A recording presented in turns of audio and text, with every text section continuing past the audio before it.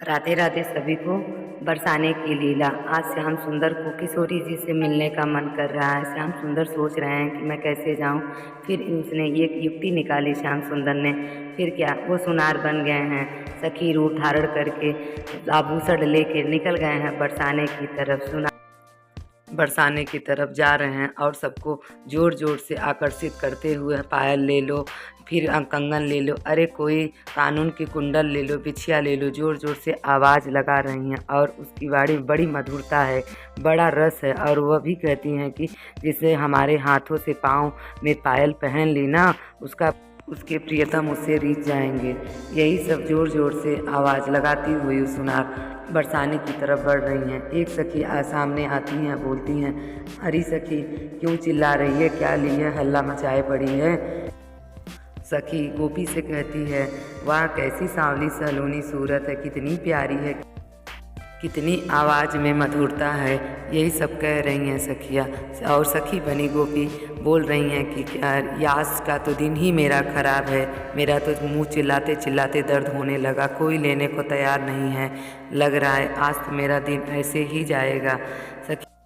सखी आज कोई ग्राहक नहीं मिला। अरे मैं तो बड़े बड़े मेलन में जाया करती हूँ, आभूषण वहाँ तो बिक जाता। आज मेरा मन हुआ कि मैं बरसाने में जाऊँ, कहीं गांव में गली में बेचूँ। चिल्ला चिल्ला कर मेरे तो गला ही सूख गया है। सखी बोली, अरे तू कहना क्या चाह रही है, तू मेरे बरसाने को बदनाम कर रही है। मेरे समझ में आ गई, अब इतने महंगे गहने कोई नहीं लेगा यहाँ पे, सब यहाँ गरीब हैं। ये सखी बोली, हमारी श्यामा जी के महल गई हो तुम, महल जाकर देखो, तुम्हारी पूरी की टोकरी भरी की भरी बिक जाएगी, श्रृंगार के आभूषण सब एक प्रकार में खत्म हो जाएगी। क्या बात करती है, हमारे बरसाने के बैकुंठ से भी कम नहीं है। जी हाँ, बहुत बहुत हर सुनी तुम्हारी बरसाने के बारे में। आज तो कोई ना लेने वाला है। सखी बोली, अरे तू मेरे बरसाने नहीं गई है, हमारे श्री जी के महल में नहीं गई है, वहाँ जाती तो तेरे तो सारे बिक गए होते। दूर गोपी कहती हैं कि अरे सखी ऐसा ना कर, ऐसा तू कह रही है तो मुझे अच्छा नहीं लग रहा है, चल तुझे मैं लेके चलती हूँ कहीं अभी अपने श्री जी के महल में। फिर हाथ पकड़ के लेके जाती हैं श्री जी के महल में। श्री जी के महल में ले जाते तो सामने खड़ी थी ललिता। ललिता से बोली, अरे सखी ये सुनार है या कि बिक्री आज नहीं हुई है, मैं सोची कि आज श्री जी के महल में ले जाऊं, और थोड़ी सावधान रखियो, बातुनी है, बहुत बात करती है, चालू कर देती है तो छोड़ती ही नहीं है। हमारे अपने काम की बात करके खरीदे और ख़रीदने के बाद इसे आगे भेज देना। कि बोली ठीक है, हमारे बरसानों को बदनाम करेगी, कुछ तो ले लेना ज़रूर। ललिता जी गोपी को महल में प्रवेश कराती हैं और बोलती हैं, अरे गोपी क्या लाई है, मुझे तो दिखा। गोपी बोली, नहीं नहीं तुमको लेना है। ललिता बोलती है कि पहले लाडली जी का, पहले हम तो पसंद कर लें, फिर अपने लाडली जी को बुलाएंगे, फिर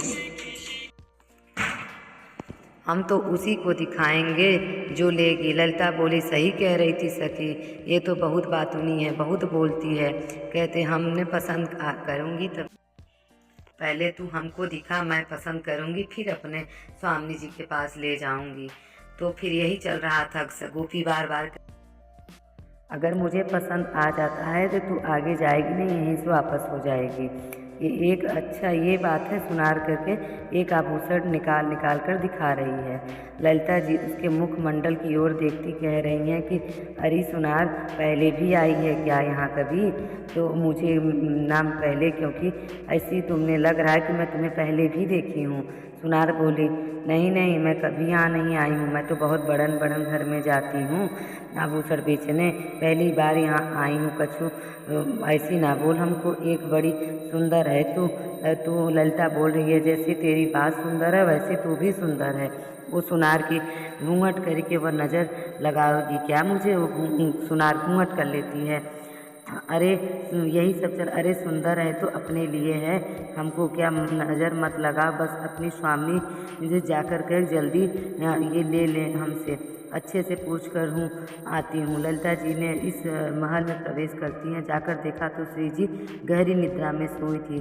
ताकि ललिता ने कहा, अरे सुनार अभी तू चली जा, अभी तो हमारी लाडली जी सो रही हैं, सुनार एकदम आवेश में आकर बोली कि अरे मैं तो इतने दूर से आई हूँ आभूषण बेचने, तुम्हारी लाडली जी थोड़ी नींद छोड़कर आभूषण देखने नहीं आ सकती।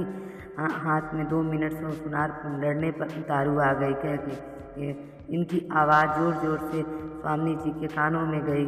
नींद खुल गई। स्वामी जी आती हैं और बोलती हैं, अरे क्या बात हुई, क्यों आपस में तुम लोग लड़ाई कर रही हो?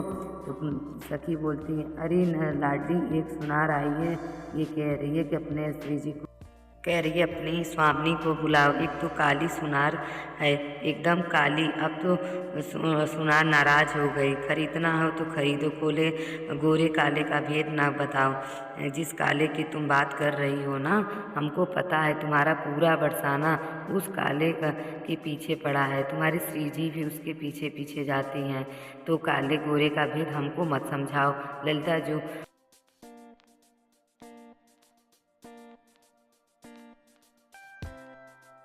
चल भीतर। साधारण हाथ पकड़ के ललिता भीतर ले आती हैं सुनार को। सुनार देख रही है, बीच में जाके प्रवेश करती है तो महल को देख रही है। देख देख के कह रही है, ऐसा सुंदर तो बैकुंठ भी नहीं है, बैकुंठ से भी बढ़कर है। बैकुंठ भी फीका पड़ जाएगा इस महल के सामने। जो आनंद होती सुनार पहुंच गई। श्री जी के सैया के पास जाके पहुंची।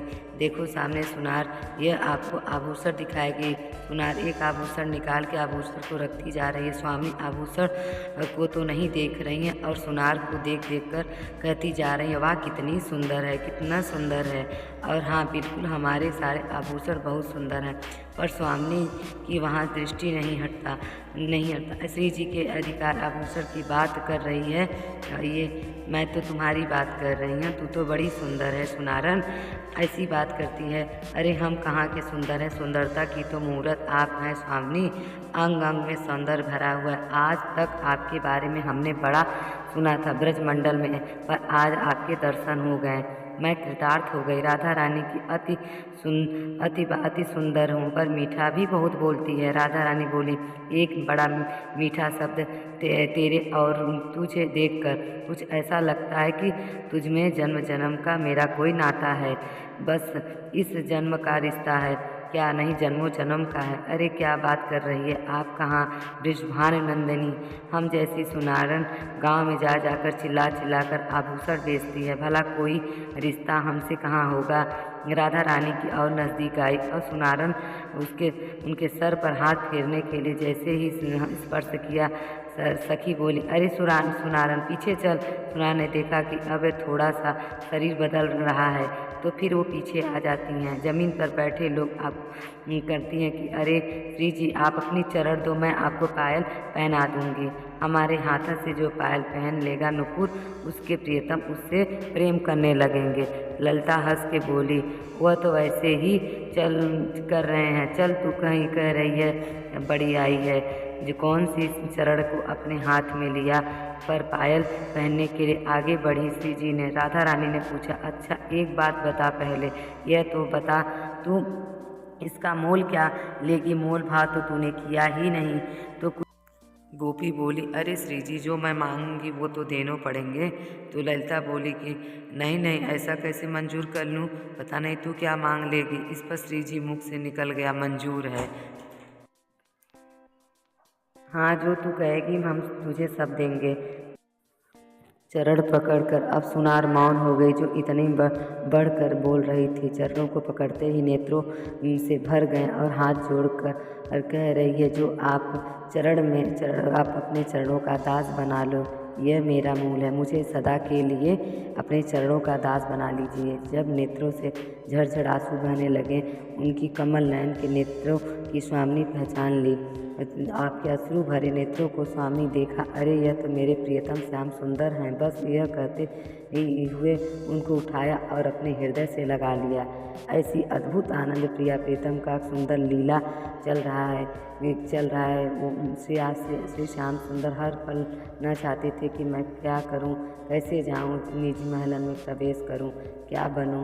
कभी वो सुनार बन जाते, कभी वो मणिहारन का रूप धारण कर लेते, यही सब लीला करते थे। यह सब रूप धारण करते श्याम सुंदर अपनी लाडली जी की एक झलक पाने के लिए बता ऐसा आनंद और कहाँ होगा विश्व में या किस अवतार में होगा जो आनंद श्री कृष्ण अवतार में है। यह जो दिव्य लीला या ब्रज लीला मिल सकती और यह कहीं नहीं मिल सकती है। राधे राधे, जय श्री कृष्णा, हरि बोल।